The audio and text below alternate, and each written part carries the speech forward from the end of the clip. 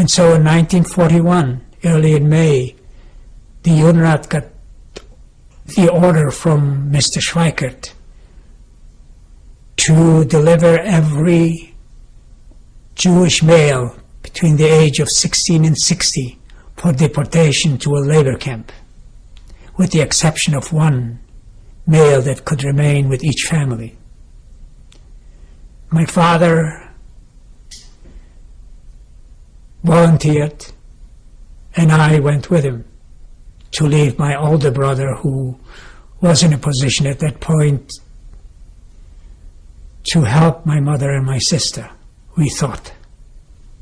But he too wasn't very long in the ghetto. He too was deported some 8 or 9 months later. At any point in the ghetto before you left, was there any attempt at any resistance, any underground within inside the ghetto? No, God, no, there was.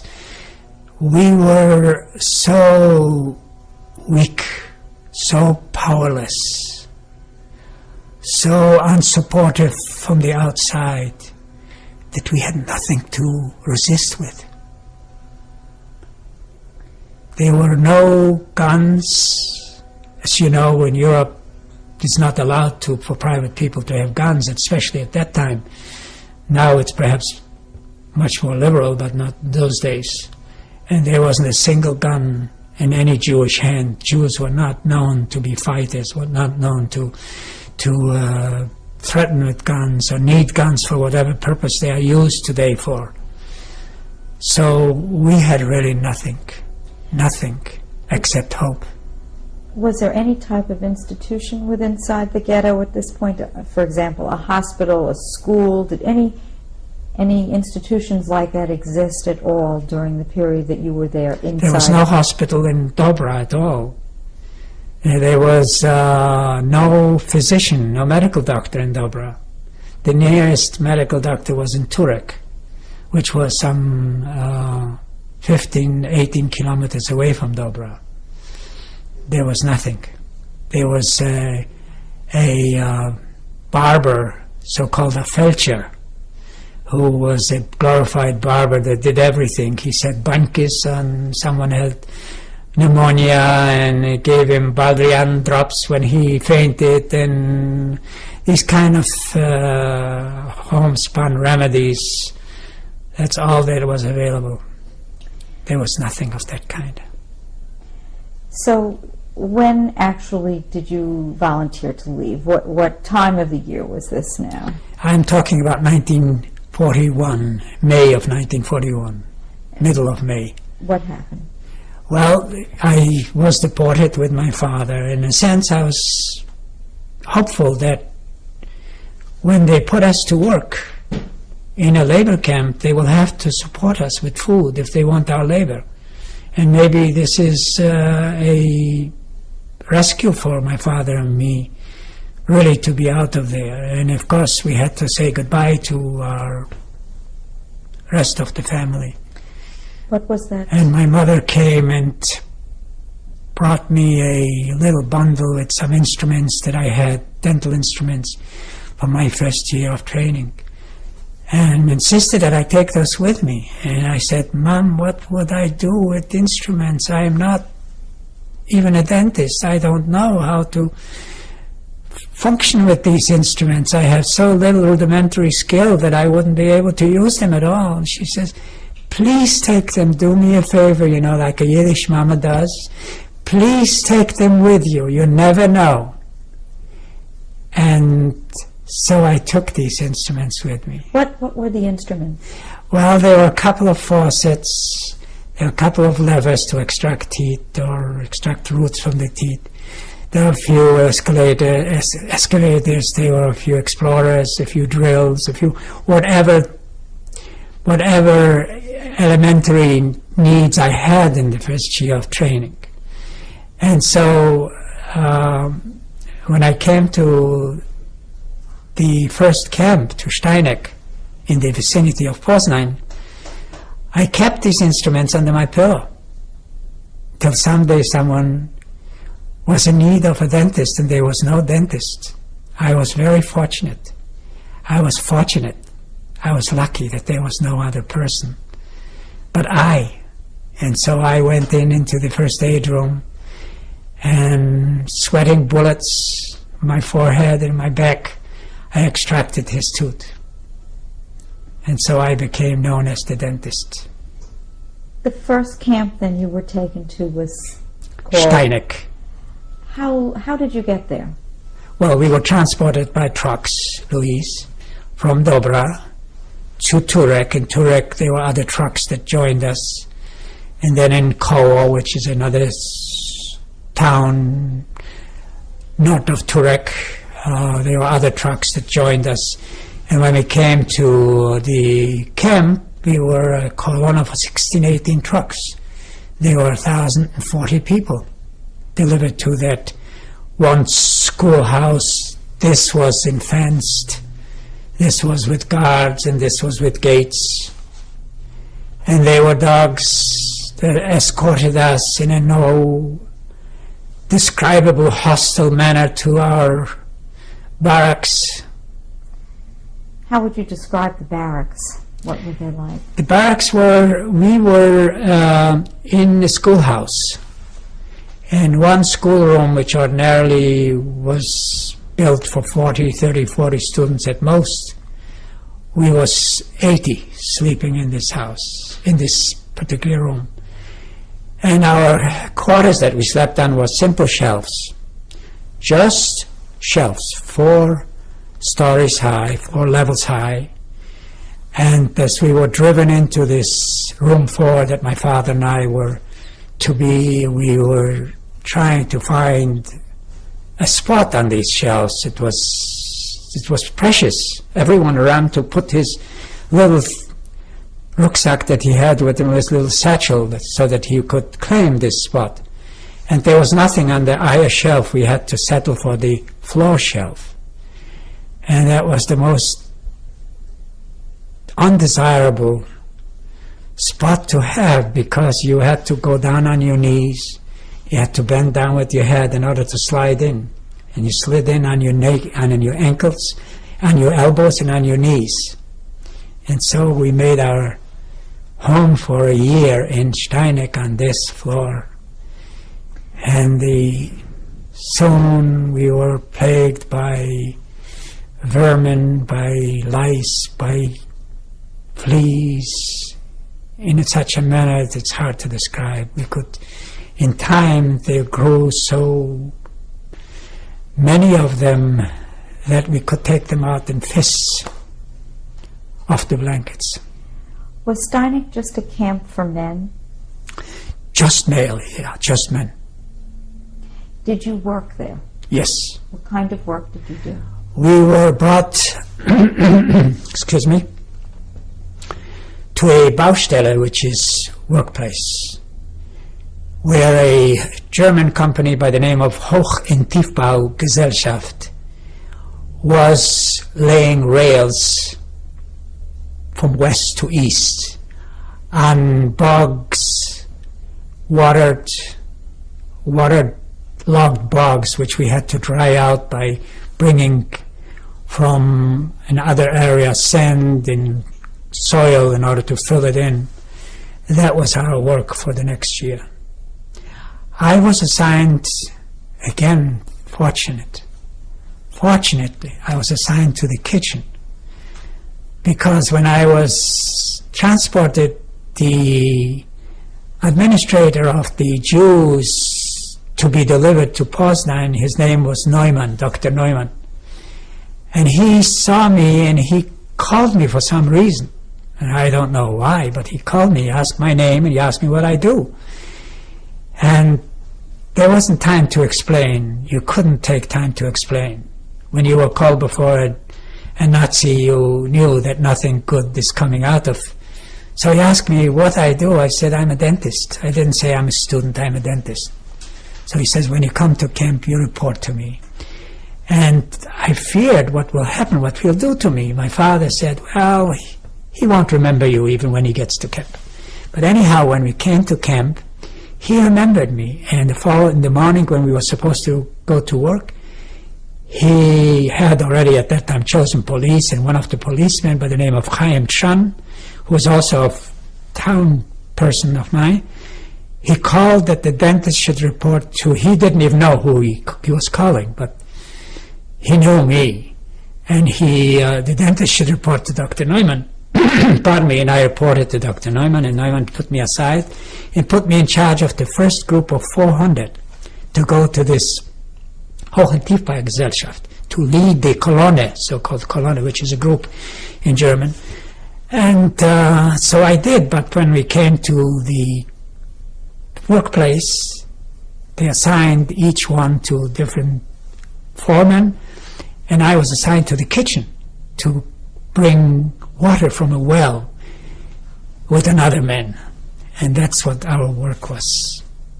Shortly thereafter, I was chosen to work in the office for the Schachmeister, which was the overseer over the foreman, the head foreman. And I kept hours for the people that came to work because they paid for us. Hoch- und Tiefbaugesellschaft paid to the camp for our work on an hourly basis, which I didn't know, but found out a little later. I had to enter the hours when we came and how many we came each day and when we left, and summarize this and multiply it and so forth. And then also do some work for the technician who was doing field organizing at the time. So this was my work there. This was lucky. Where did you go to fetch the water?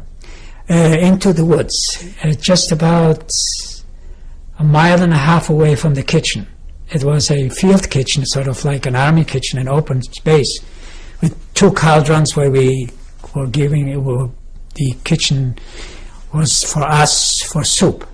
There was another kitchen inside the barracks that was for the foremen, food for the foremen. And so this man from Koło by the name of Marek and I were lugging water from there. And on one of our trips, we suddenly heard young female voices singing, and the sound came closer and closer and closer to us until it finally stopped. And they were singing a very well-known school song that almost everyone who went in Poland to school knew. What was that song? It was something like, today we are together, tomorrow we will be separated, and each one will go his own way, and something, along this line of what a graduation of school has, a graduation song, really.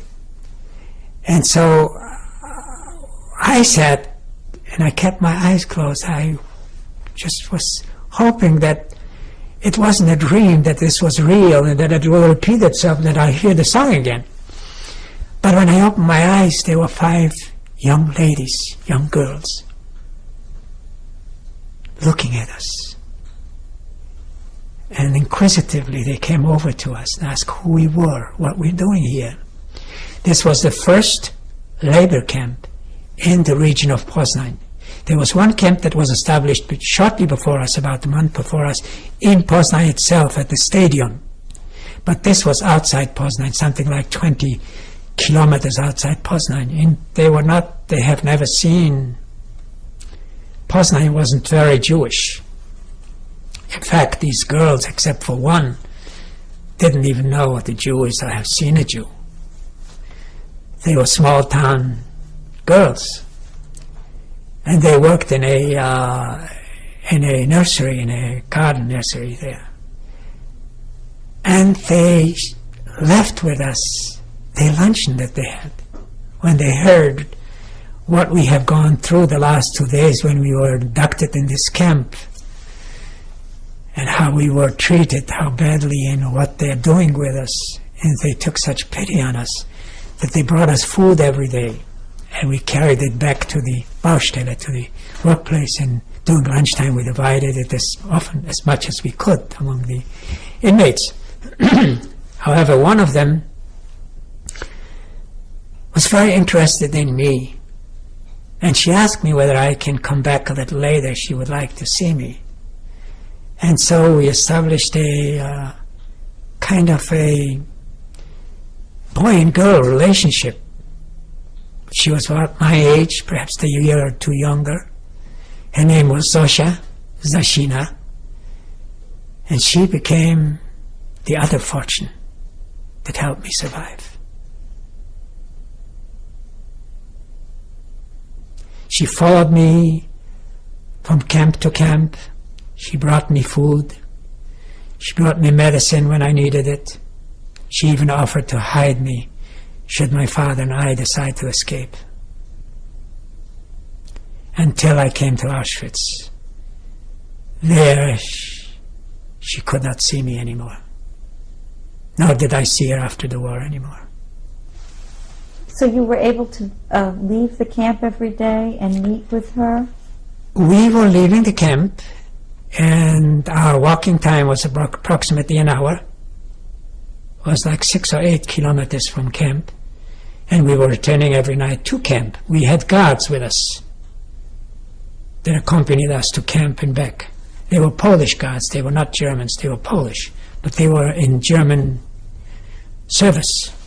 Sort of like you would say here, who shall I say, any kind of a guard organization that guards houses and businesses and so forth. And did they know that you were meeting her? One of the guards knew. The head guard knew. But he at this point was my friend. We worked out a deal with him. He got some things from us, for which he allowed us on the way to work, run in at dawn to a bakery and buy bread, come out, break it up into pieces so each one would have an extra supplement. Till one day, the commandant, Krusha, found out about our bread buying project. And he called me in, the first aid room, and he made a football out of me. He beat me left and right. He just wanted to know who allowed me to walk out of the rows of the march, which guard. And I gave this head guard my word that no matter what, we will never tell him his name, that he will never be involved in this. And so he beat and beat and beat me until finally he saw that it makes no difference, and I felt it would make no difference even if I tell him who did it. Then he ordered the same policeman, Chaim Chan, to mete out 21 lashes on my bare behind. I had to lie over the buck, which was a wooden kind of a thing. And Chan started to beat me. That wasn't the kind of a lashing that he expected him to do, so he took the whip out of his hand and he showed him how to do it. At that point I lost consciousness. And the next time when I came to, I was in the hall on the cement. My father bent over me and a few inmates with water trying to resuscitate me. Who was the guard? Do you remember the name of the guard that helped you out? His name was Tadek. Tadeusz was his real Polish name, but he was called Tadek, as most Polish names were sort of made into a K. Marek, Tadek, Josek, Bronek. I was called Bronek. And so he knew of your meetings with Zosha? He knew of my meetings with Zosha, and he just closed his eyes to it. He never spoke with me about it, but I knew that he knows. Who knew more than he was the gospodyni, which is the kitchen person that cooked for us and cooked for the foreman. She knew about it. She sort of found out the second or third day. She saw it in my eyes. She says, I knew that there's something, that you're staying there too long and you're leaving in the afternoon, you're going over there, and be careful, you know, they will catch you, and if they catch you having any kind of relationship with a non-Jew, you know, you'll be shot. So this, you were in love? I was in love, and I didn't care. I didn't care what will happen to me. I just dared so much in many other occasions that it is hard to explain. We have to stop. We'll continue. Next tape.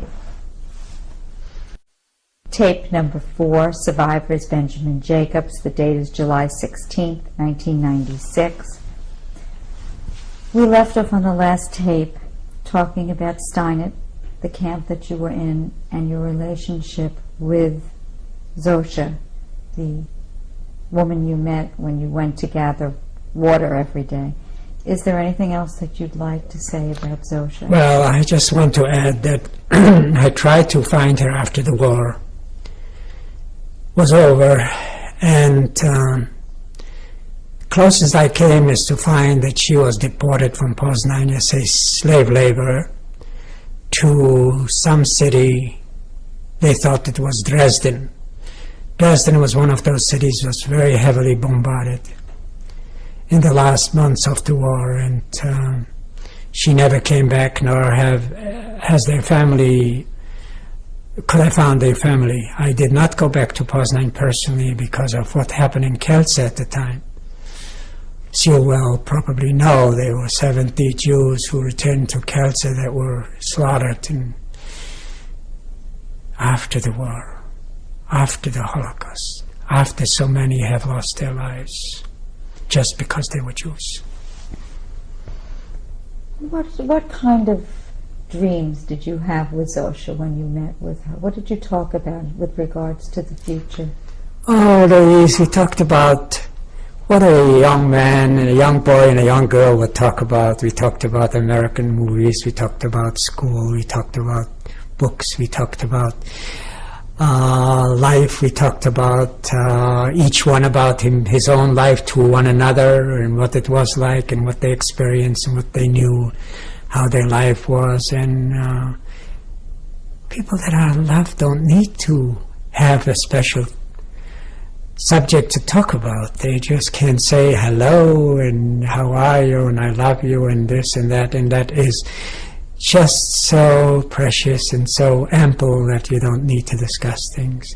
She has told me that she had a Jewish music teacher. She took piano lessons and she loved them very much. That's the only Jew that she knew, by the way. And that was about what we could talk about. Nothing special. Did anything else happen to you in this camp that you can recall? Well,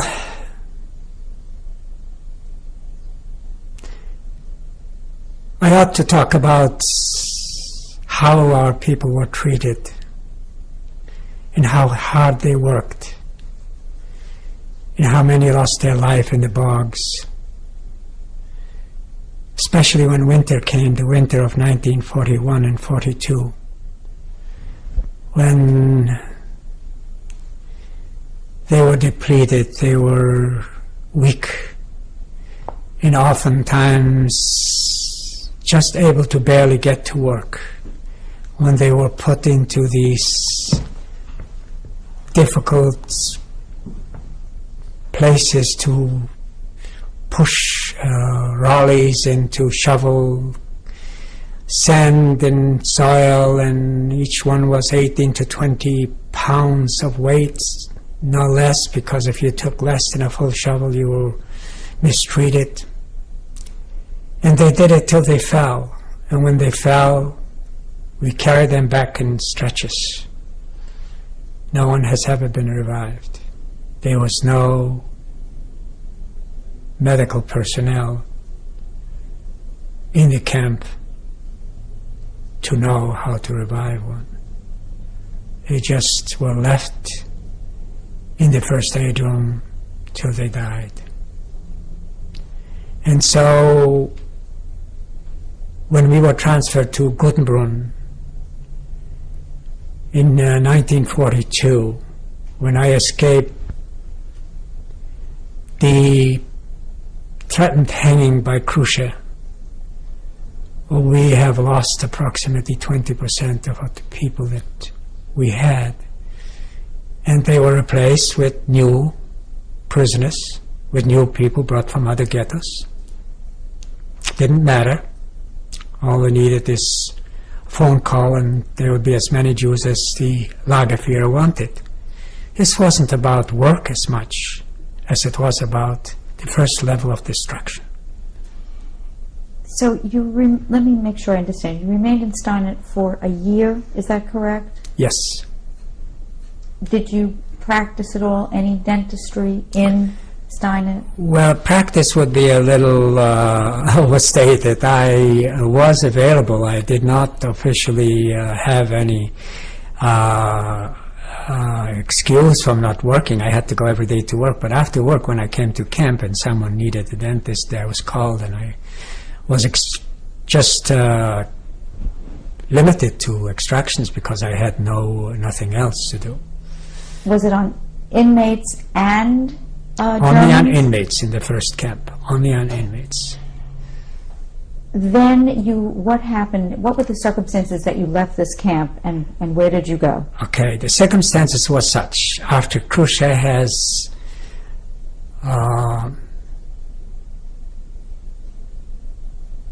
punished me for buying bread, he demoted me. I was no longer the camp the commando leader. Someone else was appointed to be the leader, and I was to work as hard as anybody. As a matter of fact, he insisted at the Baustelle that the foreman would put me to the worst work in that camp so that I would crapir, so that I would expire. Khrushchev was the commandant. Khrushchev was the commandant. However, the foreman, the head foreman for whom I worked in the office, didn't want to take his order. And he said, as far as the camp is concerned, he can do whatever he wants with you. But once I come here, you work for me. And I'm not going to take his orders. You're going to work in the office as you are. And I was sort of like a little slice of salami between two loaves of bread. There were two people of power vying about what to do with the Jew, and I knew that I am in the middle, then eventually I will pay the price. So one day when I came back, he said to me, you will be the first one to hang in this camp. I will see to it that you hang here. No sooner was he proclaiming that, a few days later, I came back and I saw a gallows erected in the camp. And I knew, and I feared, that he is going to fulfill his threat. And so, shortly thereafter, there was a group of 100 that is to leave the camp to go to a newly established camp nearby, about 20 kilometers away. And I asked Chaim, who was after all some friend of my parents, whether he could put me in that group, put my name on. What was his position? He was a policeman in camp. He was camp police. And he said that he will try to. He didn't promise me, but he will try to put my father's name and my name in.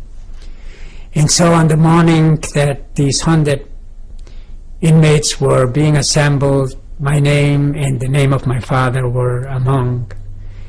And I stood in line behind, hiding behind, in the early morning, behind other inmates so that he would not spot me, because I knew once he spotted me, he would take me out. And I succeeded to leave the camp with my father. And a big, big, big boulder fell off my mind and off my heart when I left that camp. There is another fortunate incident that accounts for my survival. And so we walked to Guttenbrunn,